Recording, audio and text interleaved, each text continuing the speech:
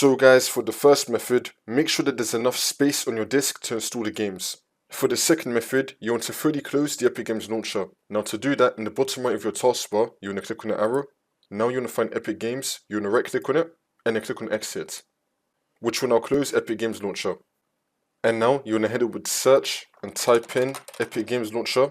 Now you want to run it as administrator. And then click on Yes. And now once you're back on the Epic Games Launcher, try to install your game again.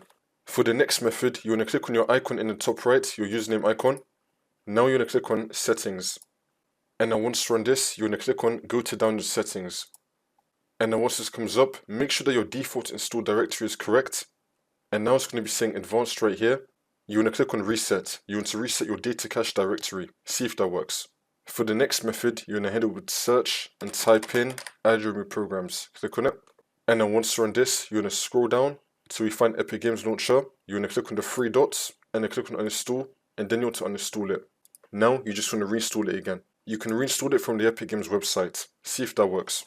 For the last method, just do a simple restart of your computer. Come back into Windows and then try to install it again. See if that works.